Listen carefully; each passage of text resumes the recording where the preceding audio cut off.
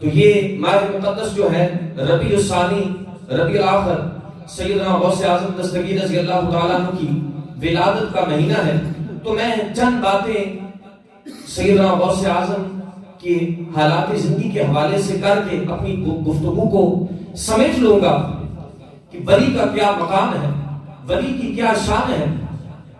ایک مرتبہ جناب سیدنا غوث اعظم دستگیر رضی اللہ تعالیٰ عنہ کا گزر ایک ایسی بستی سے ہوا جہاں ایک عیسائی اور مسلمان دونوں لڑ رہے تھے، جھگڑ رہے تھے، تو آپ قریب تشریف لے گئے، وجہ دریافت کی۔ مسلمان عرض گزار ہوا کہ حضور والا یہ عیسائی کہتا ہے کہ ہمارے نبی عیسیٰ علیہ السلام تمہارے نبی آقا علیہ السلام سے افضل ہے، بس اسی بات پر جھگڑا ہو رہا ہے۔ جناب سیدنا غوث اعظم دستگیر رضی اللہ تعالیٰ عنہ فرماتے ہیں، اس عیسائی سے فرمایا کہ بتاؤ تمہارے ہمارے نبی سے افضل ہونے کی کیا دلیل ہے؟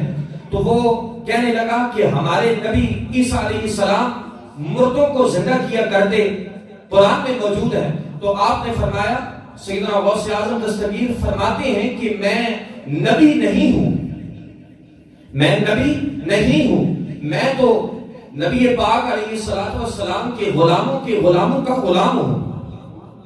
اگر میں تمہیں مردہ زندہ کر دوں تب تو ہمارے نبی پاک علیہ السلام پر ایمان لے آؤ گے نا؟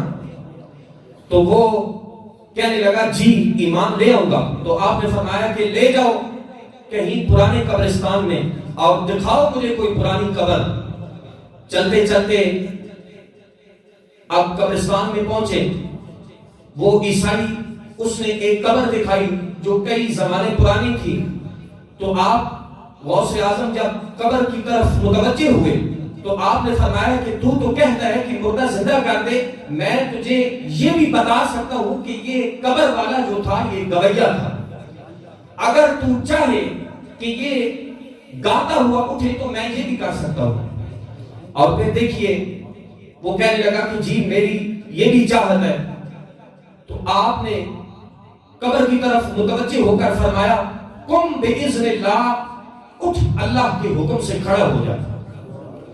تو وہ قبر شق ہوئی، قبر والا گاتا ہوا باہر آیا، اور پھر وہ عیسائی جو ہے، وہ جتنے عیسائی تھے سیدنا غوث اعظم دستگیر رضی اللہ تعالیٰ کی یہ کرامت دیکھ کر آپ کے ہاتھ پر مشرف با اسلام ہوئے، اسلام قبول کیا، لا الہ الا اللہ محمد رسول اللہ کا کلمہ پڑھ لیا۔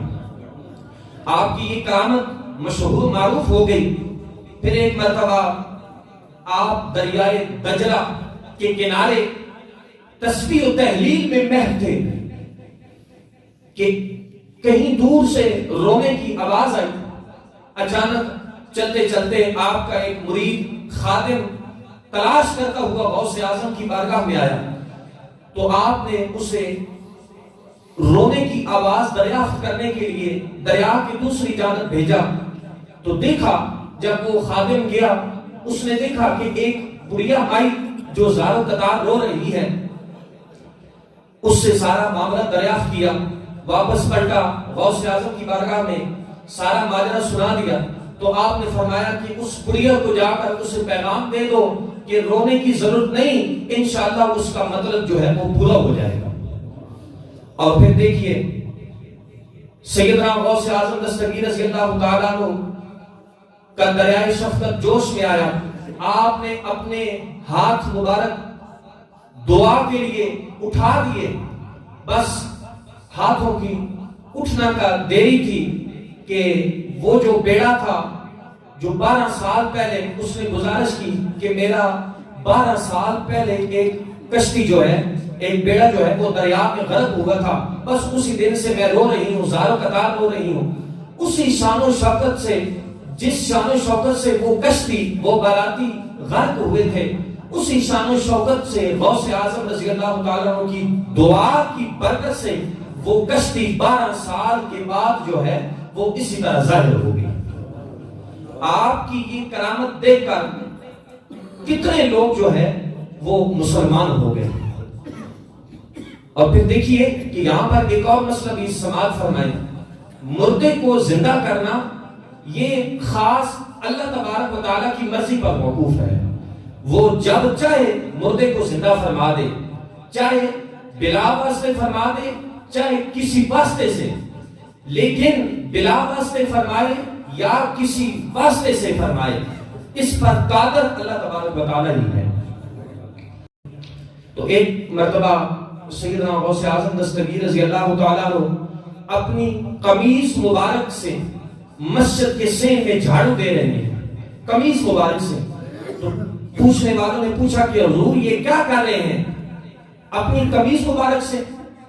تو میں نوجوانوں سے بھی اور سب سے یہ گزارش کرتا ہوں کہ مسجد کی صفائی کے لیے ایک دوسرے سے لڑا کرو کہ بھائی آج صفائی میں نے کرنی ہے مسجد کی.